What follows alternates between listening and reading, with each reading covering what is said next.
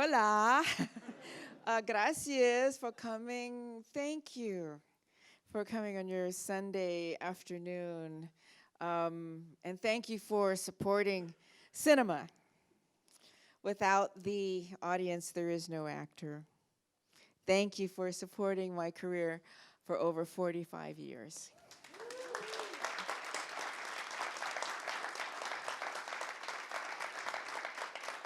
And that's a long ass time. 20 years past the gold watch. And I just want to thank you for coming here tonight. I'm so humbled and honored to share not only my career, anecdotes, some history, some discourse of things that were going on, and just share some real intimacies with you. You deserve it. So take that. And Josh, thank you. I owe you so much. Oh. At least a tuna fish casserole. You make a good tuna fish casserole? Yes, I do. Yeah, a letter from home. So here we are coming towards the home stretch again. I know, it's too Yeah. soon. Yeah. Too soon. Pam has been absolutely amazing these past couple of days. We've had a great time, and you are the best. I mean, I've never had a guest like you here before. And, you know, the other thing, too, is that it's the first time, you know, we've been talking about this, that the Film Society has ever honored an African-American actress in a extended retrospective.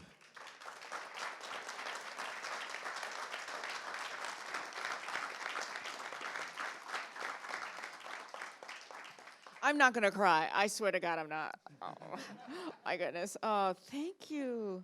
Well, I hope it opens the door for more to come in, and we'll be good. We'll be good girls. We won't be divas. I'm a diva tamer. So in this clip reel, we got a little, so you haven't seen it, so we got a little bit into the 80s with Something Wicked This Way Comes and Fort Apache, the Bronx. Why don't you talk a little bit about Fort Apache, the Bronx, and what that was like for you? I was running on the beach in California. I don't live there. I live in Colorado and Wyoming, where my mom and was raised, and my family's from the Black West, the Underground Railroad, and so I just happened to be. They wanted me to come out and audition, and I love to be expansive in my craft. Like, okay, let's see. It was Knots Landing. And so an agent ran by me and said, "Hey, you're Pam Grier." And I said, "Oh, God, yeah, no makeup, rusty ankles and knees." And yes, I am. And he says, "Well, hey, you working?" He says, "Yes, I'm working a lot." He said, "Well, I was out here visiting." He says, "Well, did you audition for the Fort Apache, the Bronx with Paul Newman?" I go, "No, I haven't." And he says, "Well, it's about a drug-killing prostitute." "No, I haven't lately." He says, "Well, they've been looking for an actress, and they've been reading everyone. They can't seem to find one. And you'd be perfect." "Well, thank you. Makes me feel better." "Yeah, okay." He says, "Well, no, it's Paul Newman and Dan Petrie, and was the director. Haywood Gould is based on a true story. Fort Apache, the Bronx. And David Susskind was the producer. The David Susskind. I go, "No, maybe they didn't bring that up because they think I might get mad, or I might get it's another black woman who's a prostitute, and and drug dealer." So I said, "No, they didn't bring it up to me because they know I'm a political activist." And so he said, "But you'd be perfect, really. They can't seem to find someone to do it." Because I said, "Is any children in here? Under 12? I said, "No shit. A drug-addicted prostitute killer? Do you know the research on that? I can't imagine. Tassels, heroin, a pimp." I said, that's a tough role. No wonder. It's not easy." So they said they've seen everybody, and they don't know what to do. "Would you like to go and audition?" And I said, "Not really." I said, how much time would I get to do the research? And he said, I don't know. But if you go, I said, well, my agent, John Gaines, had been ill and hadn't been returning my phone calls. So I said, well, I'll get another agent. I said, if you want to handle this, and I'll tell John about it, because John Gaines wanted me to do mainstream. He always wanted me to work with Paul Newman. So David Moss calls their office, Paul Newman's office. David's saying, hey, there's an actress named Pam Grier. You want to see her? And they said, we've gone through everyone. We went through Tamara Dobson. We went through everyone. But no one seems to really be able to make us afraid and bring it home. So David said, well, I think she can do it. So next you know, they're flying me into New York City.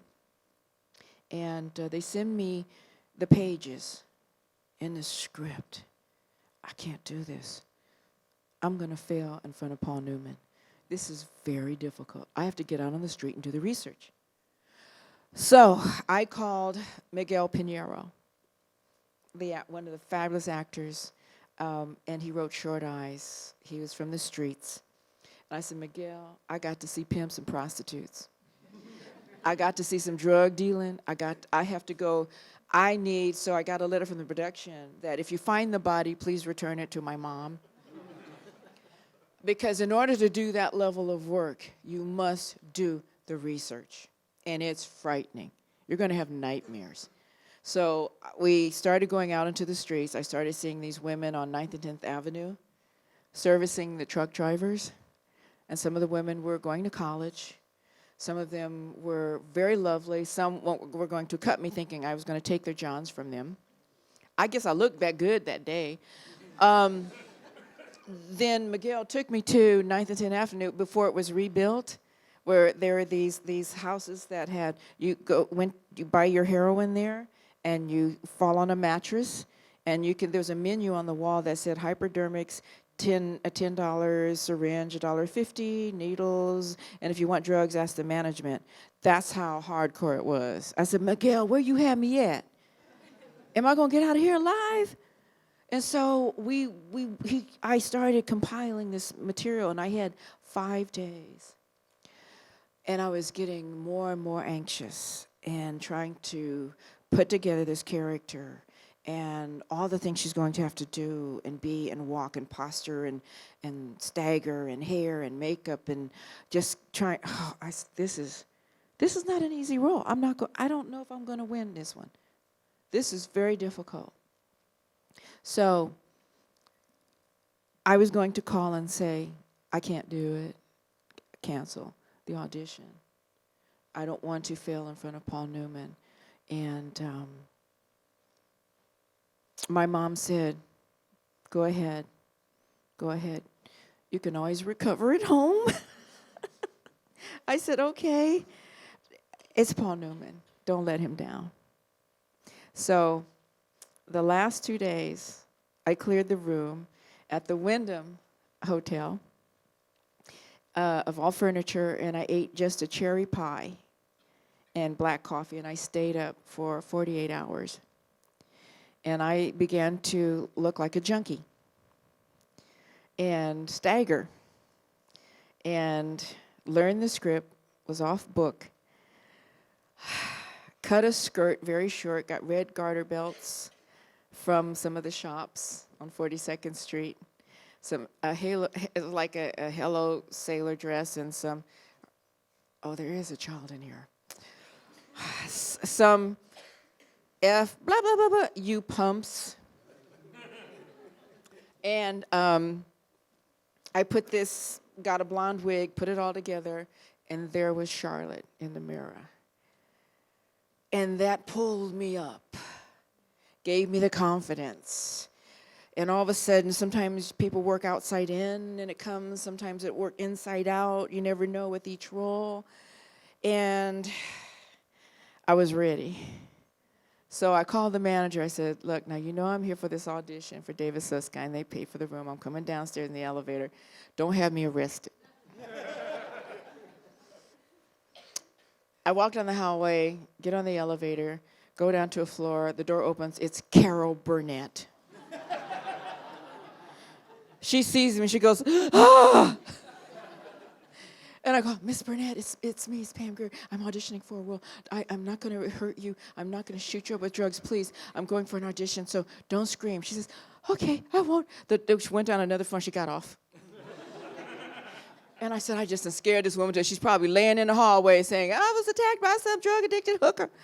So go down to the first floor, go to the lobby. The manager goes, oh, my God, you look fantastic. Oh, my God, you're going to get it. Oh, my God. I said, I'm going to be arrested. If they call you, please vouch for me, okay? So I walked through the lobby, and people started, oh, my God. And I turned, I walked down Avenue of Americas, going towards the theater. And you should have seen the people on the street, because I'm staggering.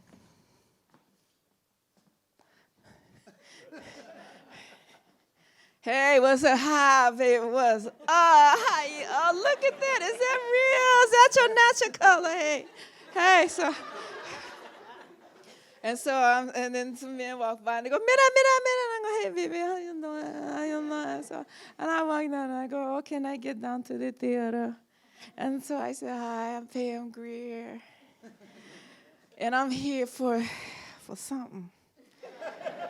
This audition with Paul Newman and all them. Anyway, there's still a child in here. So the woman says, you ain't no Pam Grier. I said, no, yes, I am. I don't want to break my character. I am. Let me up before I hurt you. And so I go up to the next receptionist. I'm going to kill him. I hate him. And I said, hi, I'm Pam Grier for this audition with Paul Newman, David Susskind, and here we go. She says, okay, all right. So she goes, knocks on the door. Pam Grier's here. Pam Grier's here. And they go, oh, great. Well, come on. So here we go. Hey, Pam, how are you? Did you have a nice flight? No, motherfucker, what the fuck? You gonna tell me about some flight? Shit. And he says, well, you want to come in and talk to people? No, I don't want to talk to anybody. I just want to do the scene. As hard as it is, I don't want to talk about flying and room service and is the room all right? So he says, okay. I just want to do it. I don't want to break. Come on. So they go, Paulie goes back in the room, closes the door. And so I'm trying to remember all the dialogue, which is like 3 scenes, monologue, really tough. I have to raise a blade in my mouth. I have to cut someone in the neck. I have to shoot up. I have to do all the dialogue. I'm like, oh, geez, I have to be high. No, I can't do that. So I go in, and there's Paul Newman. Paul Newman's sitting on the sofa. Dan Petrie at the desk. David Susskind. Haywood Gould. And I'm like, I got to do it. So I go, and they say, hey, how was it? Shut up. Let's do the scene. Let's do the scene. So they said, hey, okay, I'm going to read with you. So he's starting to read the scene. It's really wonderful and stuff. And, so I have to kill him. And I also have to, in order to make them convinced that I'm this really psychotic, suicidal, she has a death wish. She hates her life. She wants to be killed. She doesn't want her life anymore. She's drugged up. She, and she's been kicked out of the Pride because she's older, and they're now looking at the younger girls, and she's trying to prove that she can still be sexual and provocative and attractive. So I'm going to have to grab Haywood Gould. And you know where. There is a child in here. And so we're doing the scene, and I run my hand up his lap. Josh. And yeah. And I grab Haywood, and he didn't expect it. He dropped the script. He was trying to find a page. I kicked the script across the room. I said, you wrote it. And we continue the scene, so now it's a monologue on my part. So I know the rest of the scene. I'm off book. And so we're doing this fabulous scene, and it is just right, whatever it was. And then I finished the scene where I'm supposed to shoot up and slide down the wall and pass out and die. And I finished it. And I was afraid to move. I said, oh, my God, they're not saying anything. My eyes are closed, and they're just saying, all of a sudden I heard applause. Paul Newman was, bravo, bravo, bravo. Dan Pete, they started applauding. And I was like, okay, I can wake up now. And I sat up and I went, oh, God, well, thank you for the opportunity, to audition for you. It was a wonderful experience. Thank you. So I said, you get up and you get out. And they said, no, you're not going anywhere. You were fantastic. You scared me. You scared me. And I never heard Paul Newman curse before.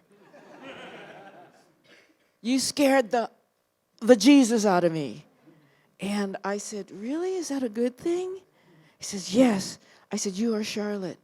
And Dan Fisher said, you're wonderful. You're absolutely wonderful. You're Charlotte. We want you to start the film.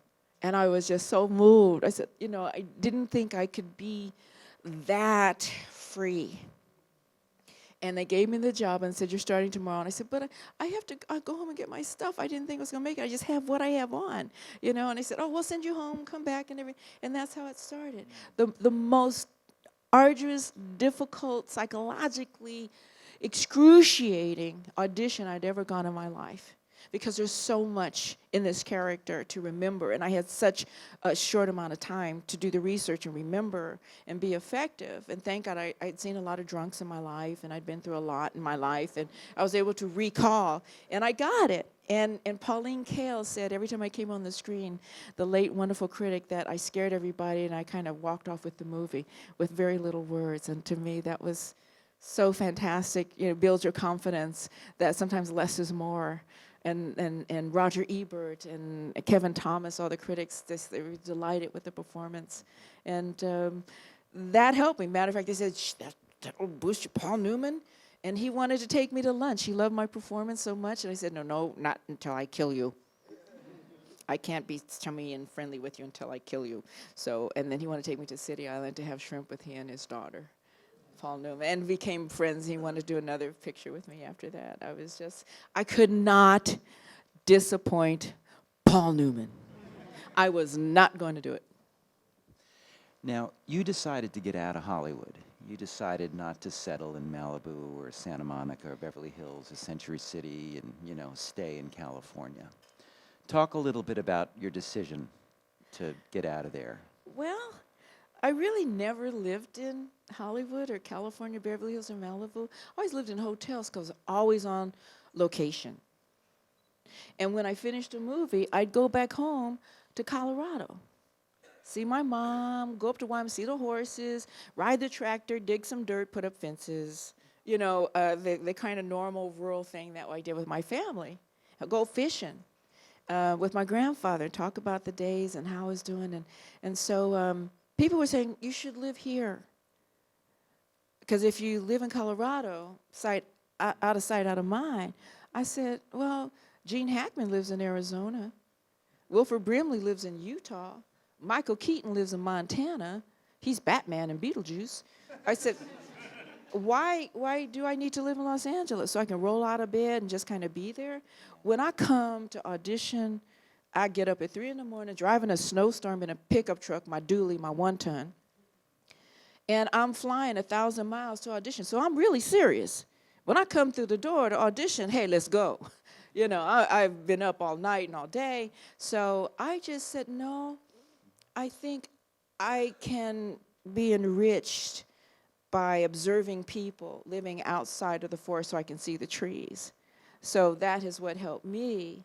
And, I would love, it's a luxury to live in Los Angeles, but I don't think the traffic, would handle my truck. And I would probably burn the clutch out, on the freeway, but I just chose not to. And you know what? As soon as I'm, really said, okay, I'm going to get a place 15 years, 30 years ago up in the mountains, they called me all the time. Tim Burton called me when I was living high up in the mountains with my horses, and I rescue horses for a therapeutic riding program. I train them. He called me to do Mars Attacks. Tim Burton.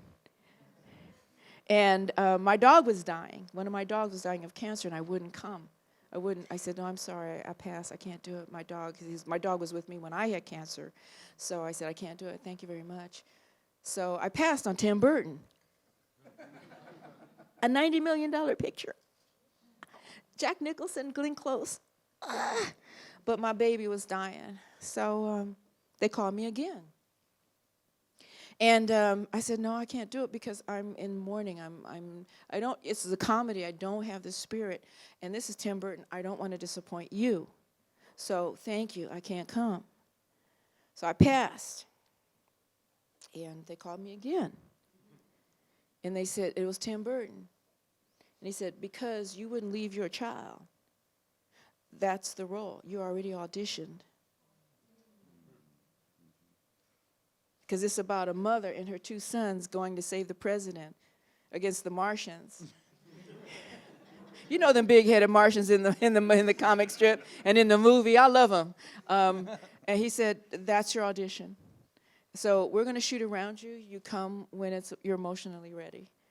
So that tells you something about you standing up for your feeling, conviction, respect for yourself and your family. You know, and I was living in Colorado, and they flew me out, treated me beautifully, and I got to work with all these incredible people. And then Tim, who's a graphic designer from Burbank, he painted this original picture painting for me as a Martian. And it's in my living room, homage. And he calls me. I am so fortunate to work with Tim Burton, who sends me a Christmas card and a birthday card every year. There's some people are just like that. And I'm so grateful for that. And my puppies passed away, and I went off to do it, and it was amazing. And they could have said, okay, then, you know. But they respected the fact that, no, I'm not leaving my dog for Tim Burton. And you have four dogs now? I have 6. You have 6. And growing. But I also foster dogs for the service training dog, organizations. And 2 horses, too. I have 2, and I understand the ones that I had given to 2 students are now returning home. Empty nest, empty barn is now filling up again. But that's okay because there's so many rescues, Mustangs, horses, and for the therapeutic riding program that those horses are needed, and so are the dogs. Right. So that's what I do as a hobby. That's why on Twitter I have all these young brothers. Hey, will you marry me? I said, how much dog hair and horse hair do you like? How much can you tolerate? I know you think I drive a Lamborghini like Missy and Wendy Williams. I have a 1-ton, dually, twin cab, diesel. Can you handle that? Nothing. Never hear from them again. And they're like, hey, I can flex. I'm 25. I can handle it. They go, hair, dog, dirt. Where do you live? Yeah. And it keeps me sane. Yeah. I have been given so much. I really enjoy contributing, not being a spectator, but a participant. Do you want to talk a little bit about your biopic? I don't know how much you want to talk about it, but we don't have to if you don't want to. Oh, sure. They want to. They want to know. You Maybe kidding just, me? Give them an idea of where it stands and, what your capacity on it. Oh, I am so honored that Imprint, who was one of the producers of the Twilight Saga, Eclipse, all of those films, came to me and wanted an option. And with Benny Richburg, who was one of the writers and producers of Fresh Prince for 5 years, Martin for 5 years, Jamie Foxx for 5 years. He's an incredible writer and producer. And we just finished the script about a few weeks ago in Colorado, and they didn't know that I had this vault of all this material, and I lived in the Wild Wild West. And there's mountain lions and, bear and everything. And they said, you live here, really? Why? And it makes me strong, keeps my senses alert and aware.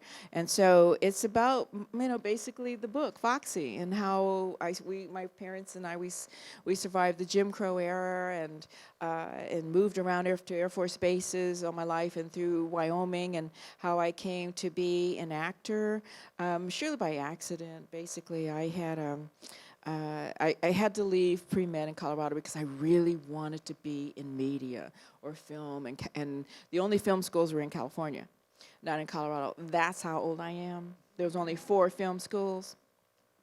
UCLA, USC, Northwestern, and NYU. That was it, and that was in 1969, 1970. And so I decided, since I was working 5 jobs, take care of myself and go to school, that I will try. And I could always come home if I failed. And I was an out-of-state student. And I went out to UCLA, and this awesome beauty, and the students, and the Black Panthers, and the protests, and the women's movement, and so much was happening in our society. It was vibrant. And I said, I want to be here. I don't know how, but I was living in my aunt's garage, and on a sofa, and the wall, the tiki wall with the tiki bar and the stuff on it would go up and down every day while I was sleeping. And so I found out it was very expensive for me to go to UCLA as an out-of-state student, but I remember, saying, well, if I could just hang out here and kind of learn, and hang out with film community, maybe. So I met some film students in the parking lot at UCLA, and they invited me to do a come-along, learn what it's like. And they didn't treat me as a woman. I was just a crew member. And we were making a guerrilla film in the middle of the night. We were pushing a van, which is the dolly, and they'd hold the camera out the door because they couldn't turn on the engine because we'd be arrested. And it was the most wonderful moment. And that's when I said, this is the spark. I love this. I love this so much. And the actors were putting on different wigs and different costumes and jumping out and doing the scene and jumping in. It was wonderful. And I said, I got to try this. So one of my jobs was at AIP, Agency for the Performing Arts in the morning. My afternoon job was AIP, the film studio, and then at night at a sports club. And then on the weekend at Thrifty Drug Department in the accounting division, and then at a mortuary on Sunday. That's how you survived. It was so expensive. So I had a first attack when I was 6, and I was raped and very traumatized. And my grandfather's draft horse was the first figure in my life that helped me communicate and stay alive. And then I was attacked again at 19 in college in Colorado, and I knew I needed to leave Colorado and follow my dreams. And came out to California, and within 6 months, a family mentor attacked me for a 3rd time, and I couldn't believe this was happening. And I made sure I wasn't going to be raped, and I almost was killed fighting off this 300-pound former football player. And Roger Corman had offered a film to me, but I didn't want to take it because I didn't want to leave my jobs and lose focus of where I needed to go, because I didn't know how to be an actor. And I didn't want to be fired. So I said, Roger, I've never been an actress, so I can't leave these jobs to do something that I'm going to be fired. So, no, thank you. Maybe I'll think about it, but I don't think I can do it. Actresses are really pretty.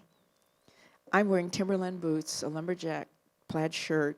I have a big fro. I look like Angela Davis with a unibrow. They plucked me later and waxed me. I still have scars right here. I look like Tom Cruise a little bit at the time. So after this attack, I realized I'm not going to marry Kareem Abdul-Jabbar. I'm not going to become a Muslim and have all these children, because I'll never be able to go back to school. And this man attacked me, and I need to make tuition. I need to survive and make decisions on my own, not through a patriarchal society. So, Roger, I'll take that job. I'll go to the Philippines. I'll learn how, but I can't be fired. He said, read Stanislavski. And I won't fire you. Trust me, I think you can be a great actress. So I went, and my dailies were so good that the Stanislavski worked, because some of the actresses said, oh, Pam, it's a B movie. You don't need to learn your lines night before. Learn them in the morning, And I said, no, see, you got a husband, y'all have boyfriends, take care of it. I'm all by myself, so I better learn my lines. So Stanislavski, when I got there, he said, authentic truth, stimulate your truth. Do it, be it, all this wonderful. I still have the book. So it says, when to smack that bitch. Okay, so I smacked that bitch.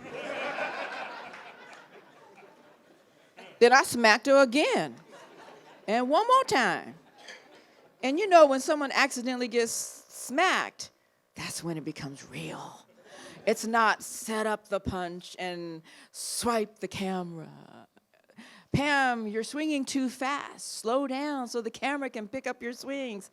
I said, but that's not how we do it on the street. If you try to slow down, you're going to get hurt. So I'm giving you, I'm going to do it my way, how I feel is organic. Stanislavski, Roger, this is what you told me to do, right? Leave her alone. Let her fight at her speed, okay? So, bip, bip, bip, bip. It's over. Great scene. Jack Hill was so excited. Oh, he says, you look like you've done this before. This looks great. You look like you can really fight. I said, yes, for my life, several times. And the dailies like that. And how I approached my work made all the other girls come in with that same energy. You can't let, Pam's coming. She's coming. You better, Stanislavski's here. So I was doing, in a wet T-shirt, check off. And the dailies were great. Roger, John Gaines, Pam's really great. Let's give her another movie. She needs a tuition. Keep her in the Philippines. I started learning Tagalog. Kamusta po kayo, y'all? And so I did another one. Yeah, I had to learn the language because all I ate was pineapple and rice.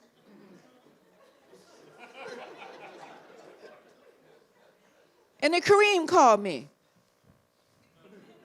What you want? When you coming home, baby?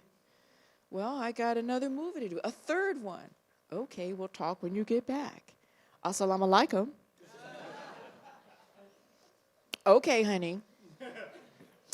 And I did 3 films and came home with $18,000, enough for tuition for 2 years.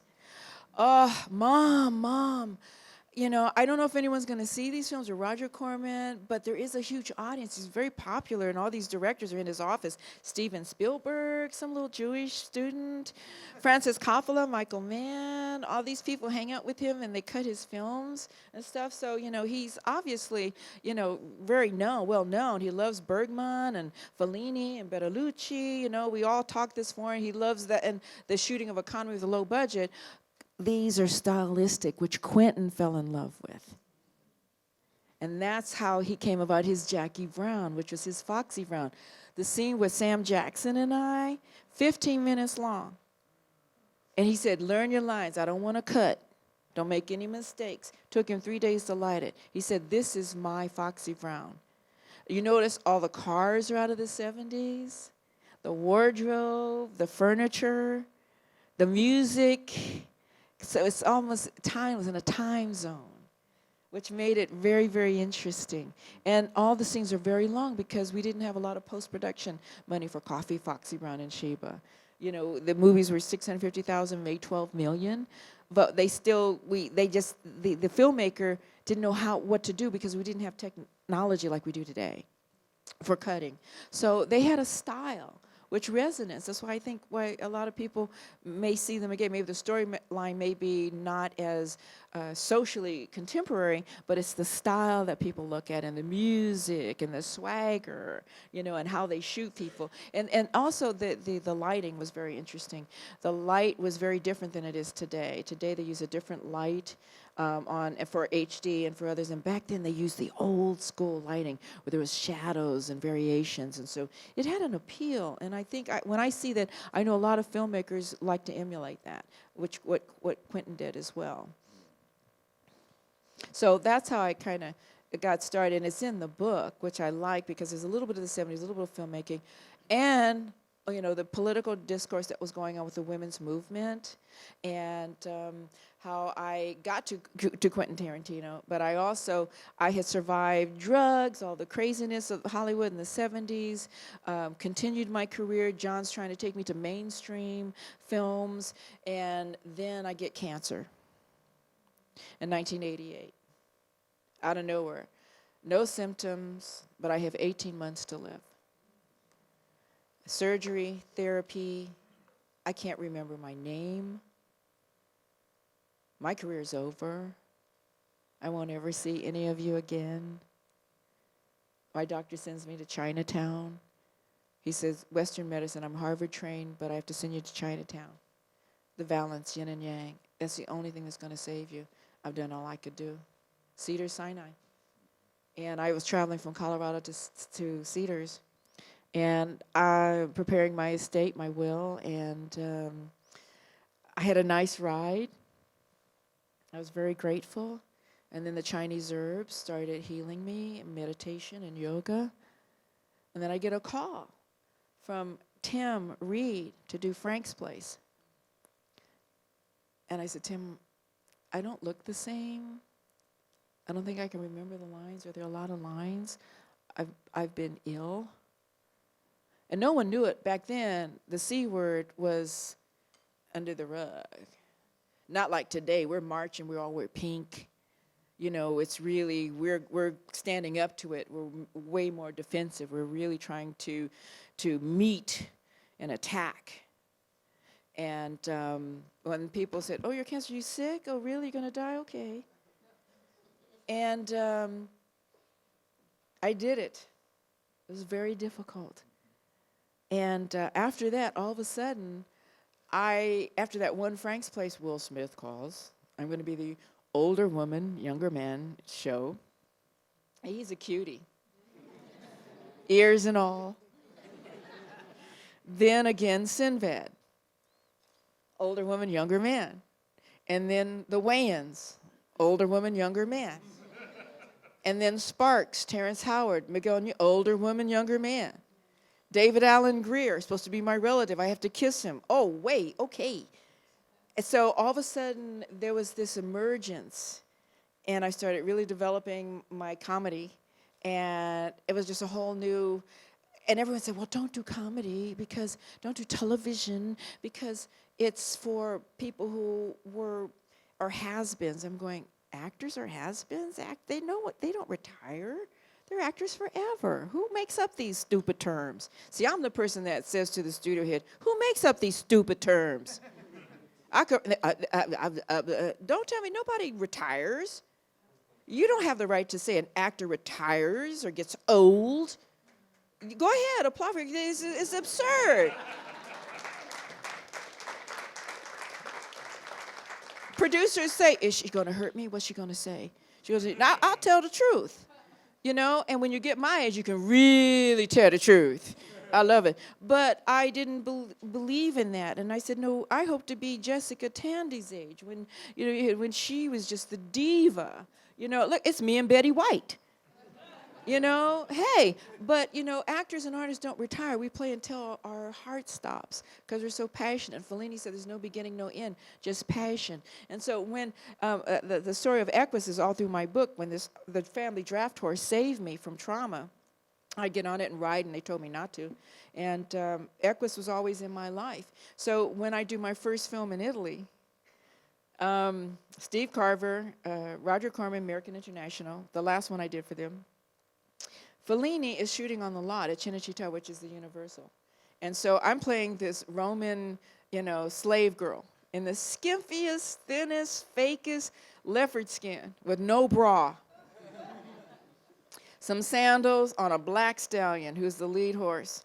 And these Romans, and we have to fight in the arena, and we escape, and I escape on my horse, and someone takes a towel and hits the back of my horse, and it takes off, it spooks. Now, I've been riding horses since I was 6, so I know I got to make sure he doesn't run over anybody, burn his energy down, he's scared, okay, not get hurt, not hurt anybody. So the horse is going all over the place. People were jumping in front of him, waving flags and jumping, and he's running all over the place, and I'm going, you know, ow. Okay. So finally, I said, okay, I can feel him slowing down. Now, I don't have real tack. There's no reins. They're like shoestrings. They broke. I'm hanging onto the mane, the saddle, no stirrups. It's just my butt grabbing this horse. Okay, that's it. That's called the seat, the balance. Next you know, there's this big, huge wall, and it's a backdrop. And I didn't know what it was, so I said, okay, there's a crack in between. I'm going to go right through there. And it was Fellini's armor cord. It was the big ship. In the middle of his take.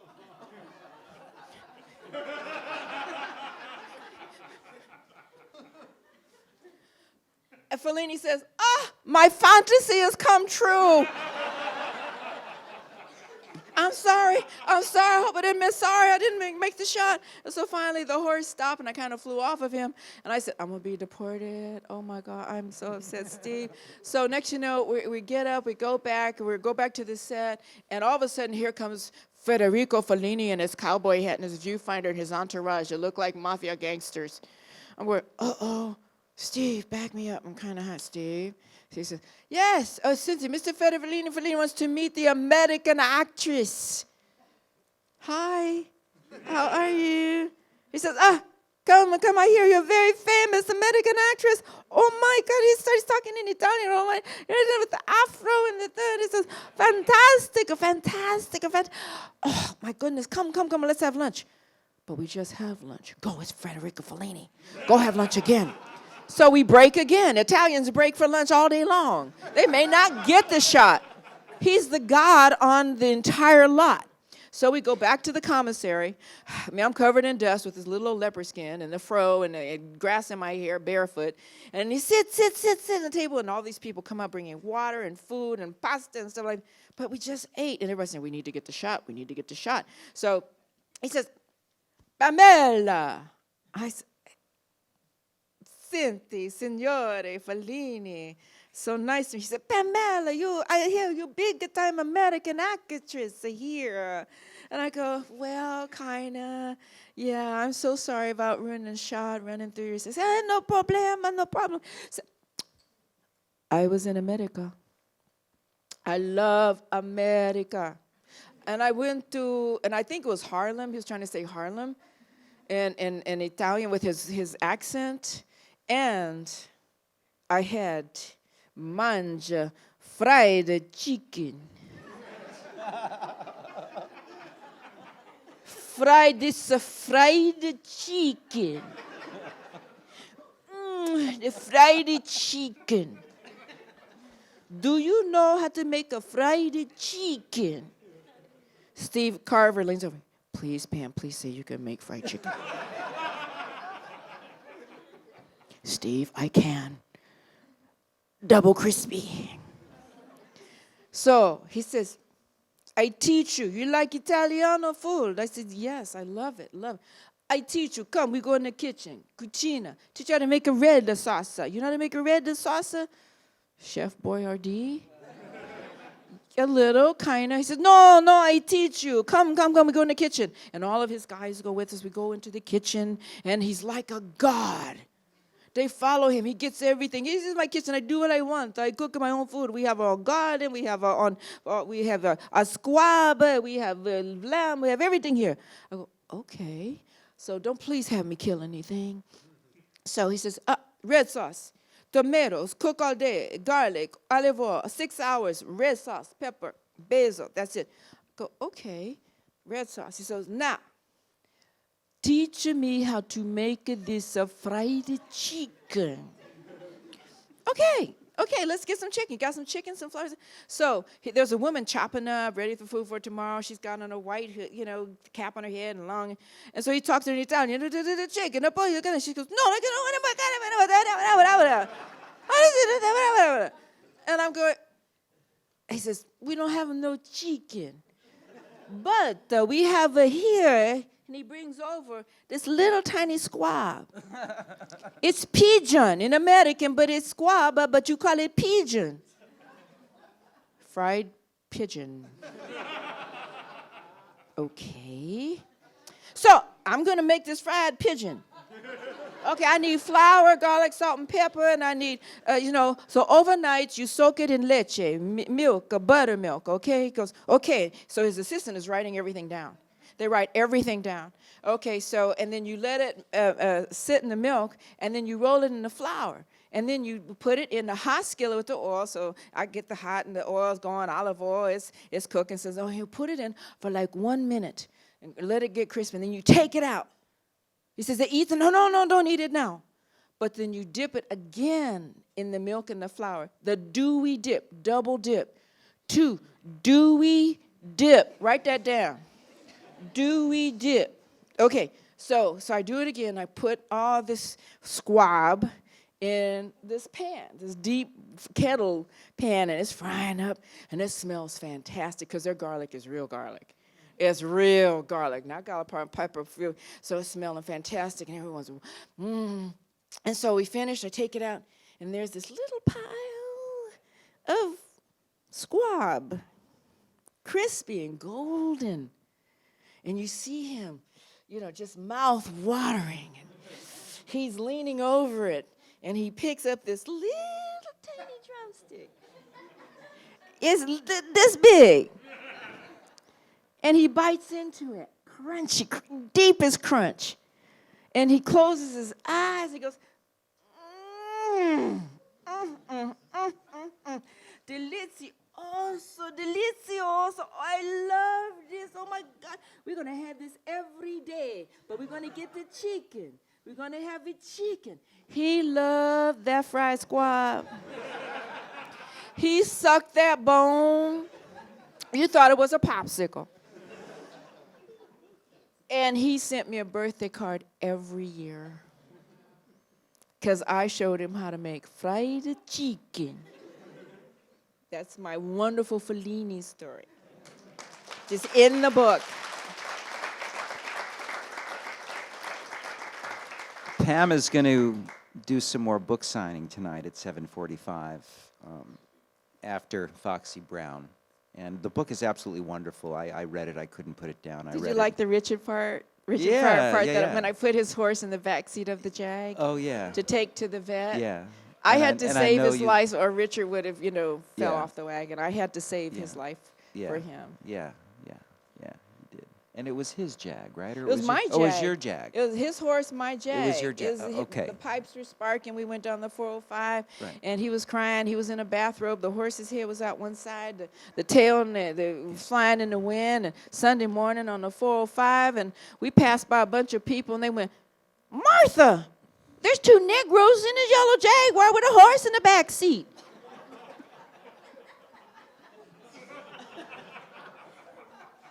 People started following us. Come on, we'll take it. We're going to the vet. We'll take you. Follow us, follow us.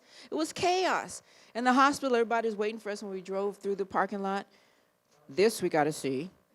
And here comes the yellow Jag with a horse head hanging out of it.